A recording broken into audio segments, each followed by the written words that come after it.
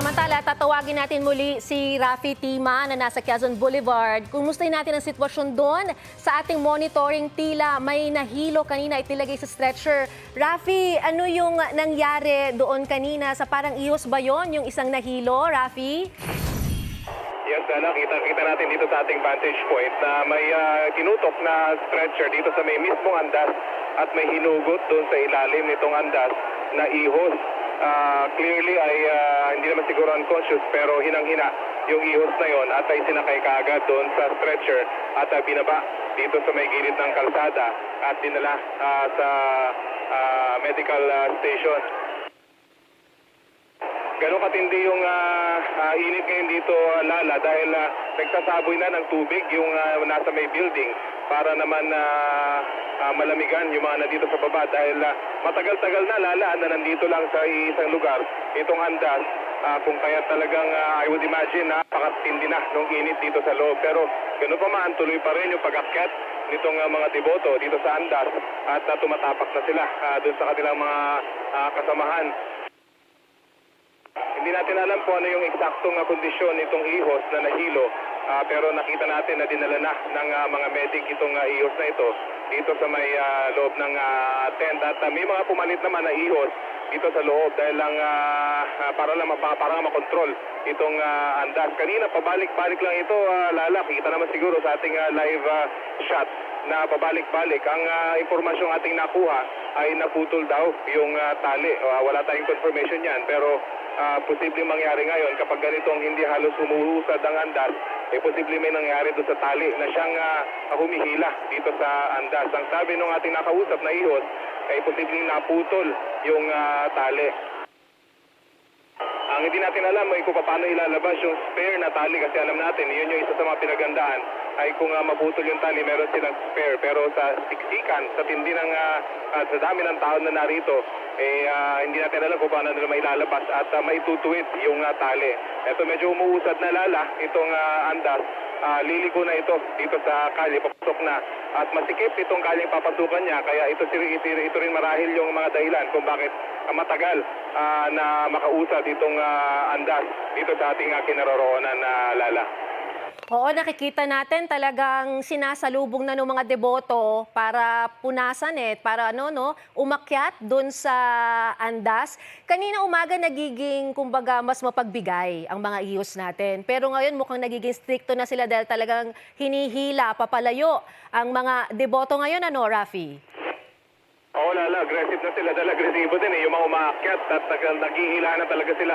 Kaya kanina lang, kung makikita sa ating live shot, delikado na itong ating nakikita dahil natutumba na yung mga deboto dito sa gilid ng andas.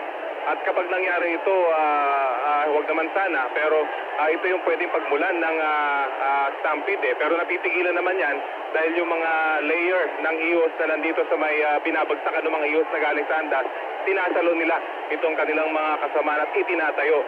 Pero natutumba ulit. So ngayon lang tayo nakakita, Lala, na isang 2 hanggang 3 layer yung natutumba papunta rito sa may kalye. Napakadelikado, Lala, dahil posibleng may maipit ng mga ihos dyan sa may andas. Sa ngayon, napakarami na nitong naghahanda ng mga stretcher para mag-rescue dito sa mga naiipit dito sa gilid ng andas, Lala. Pero sa ngayon, ay yung harapan ng andas ay tuloy pa rin yung pag-akyat nitong ating mga deboto habang yung iba namang ihos ay pinipigilan na maakyat itong andas, Lala. Oo, nabanggit mo nga napakadelikado. Sa monitoring natin may mga tinutulak na, nalalaglag. Ngayon sa iyong lugar, meron ka ba nakikita na baka maaaring mas maraming nahilo, may mga tinatakbo, may kailangang ilagay sa stretcher sa mga oras na ito, Rafi? Constant yun, Lala, na may mga dinadala dito sa katabing, halos katapat lang naman itong andas ngayon ay isang medical tent. Kaya lang may harang itong semento.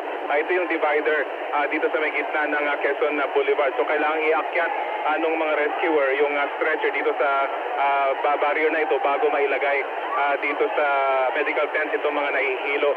Paisa-isa pero constant, Lala, may nakikita tayo na pa isa-isang dinadala dito sa may medical tent ng mga nahihilo na galing dun sa malapit sa Andas, Lala. Hindi ko lang alam, nakita ko gumagalaw na andas, pero hindi ko alam kung pa-atras o pa-forward ba ito, Rafi. Mukha bang pa-forward na? Medyo pa-forward na ito, Lala, pero atras abante eh. Kanina, halos nandyan na rin siya kanina, pero umatras ulit.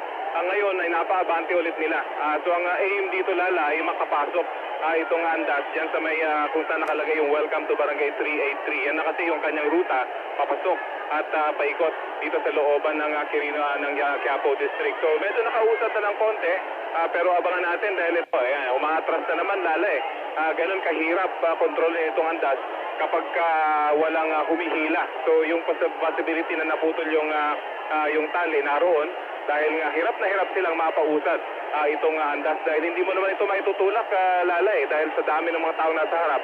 Ang tanging paraan lang para ito'y humusad ay ito'y hilahin ng mga ihos. At sa ngayon hindi natin makita hindi natin masilip yung mga humihilang ihos dito sa harapan ng Andas. Pero ito, medyo umuusad na ng konti. Papunta na dito sa may Welcome to Barangay 383 na signage kung inyong makikita sa inyong screen. Yan na yung kanyang ruta, Lala. So hopefully ay magtuloy-tuloy na ito, Lala. Maraming salamat sa iyo, Rafi Tima. Ingat! Walang patid pa rin ang pagtutok natin sa nagaganap na traslasyon ng Poong Jesus Nazareno. Huwag bibitiw! Tuloy-tuloy lang po ang live stream ng ating Nazareno 2026 special coverage. Para sa GMA Integrated News, ako po si Lala Roque.